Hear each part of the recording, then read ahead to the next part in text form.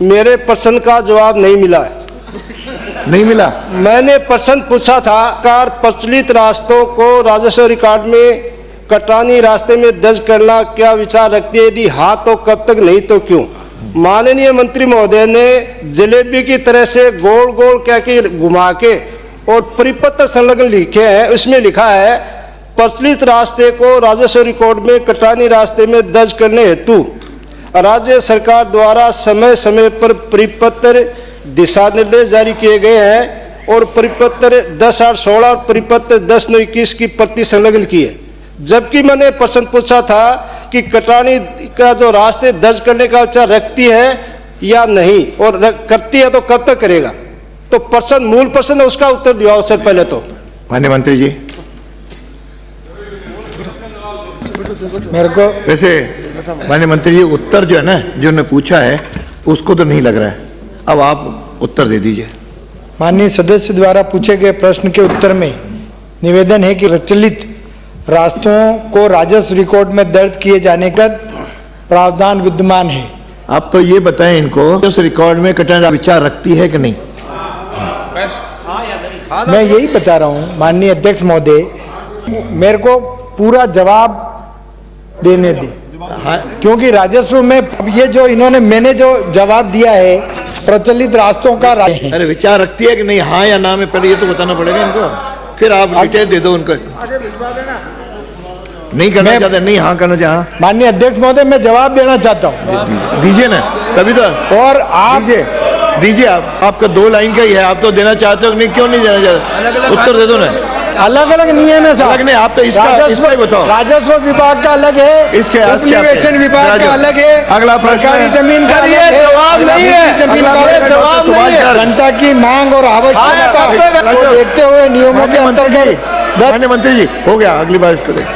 अगला प्रश्न, आपका प्रश्न संख्या 99। सर मुझे जवाब मिल गया। मैं माननीय मंत्री महोदय से आपके माध्यम से, अरे भाई हो गया इसका जो है दर्ज करेंगे, ही नहीं उत्तर इस प्रश्न का दोबारा इसको दोबारा दिलवाएंगे। हो गया, ठीक है। चर्चा करो।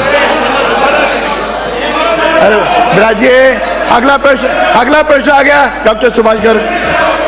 सर प्रश्न संख्या कि Rajasthan homeless and upliftment policy 2022 के तहत आवास भी, पहले मेरे को कंप्लीट, लेट मी कंप्लीट। जब आपका प्रश्न मेरे पास आएगा उसका जवाब ढूंढूगा। अरे एक मिनट सुन तो लीजिए, मेरे को पहले सुन लीजिए। सुन लीजिए पहले मेरी बात। आवास भी है आपका प्रश्न है सर, एक मिनट बताइए। जिस प्रारूप में मेरे पास आएगा माननीय अध्यक्ष महोदय, उसी मैंने क्वेश्चन क्या पूछा है कि भरतपुर विधानसभा क्षेत्र में कितने परिवार आवास विहीन हैं? संख्यात्मक विवरण सदन की मेज पर रखें। भरतपुर विधानसभा क्षेत्र में आवास विहीन, और मैं बात वही कर रहा हूं। मैं प्रधानमंत्री आवास योजना का पूछा ही नहीं है, ना शहरी की पूछा है, ना ग्रामीण का पूछा है।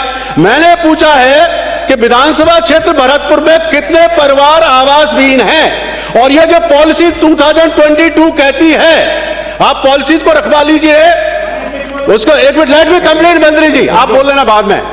उस पॉलिसी को दिखवा लीजिए, क्या उस पॉलिसी में आवास विहीन परिवारों का सर्वे करने का प्रावधान है या नहीं, और उसके लिए कलेक्टर की अध्यक्षता में कमेटी बनाने का प्रावधान है या नहीं? हाँ या ना में जवाब मांग रहा हूं बस।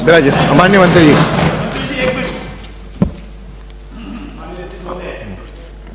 मेरा आपसे निवेदन है, आप अपने प्रश्न को भी खुद को ही गलत पढ़े। प्रधानमंत्री आवास योजना लिखा है आपने? हाँ लिखा है, हाँ लिखा है, लिखा है। खंड संख्या, अरे भाई खंड संख्या खंड 2 में पढ़ो, आप पढ़ो। अरे कहाँ ये देखो ना, लिखा है इसमें, आपका गलत आ रहा है। वो खंड 2 में, खंड 2 में, खंड 2 में है ना। अरे वो 2 में, सुनिए, मैंने 2 में लिखा है, वो खंड 2 में। मैं खंड का की बात कर रहा हूँ, मैं खंड का की बात कर रहा हूँ। खंड 2 पर तो मैं आया ही नहीं, पूछा ही नहीं है। नहीं, ये क्या मतलब है? अध्यक्ष महोदय, मुझे आपका संरक्षण चाहिए। संरक्षण दीजिए। मुझे बताइए, मैं खंड 2 में प्रधानमंत्री आवास योजना की बात कर रहा हूँ, खंड क में तो मैं प्रधानमंत्री आवास योजना की बात ही नहीं कर रहा हूँ।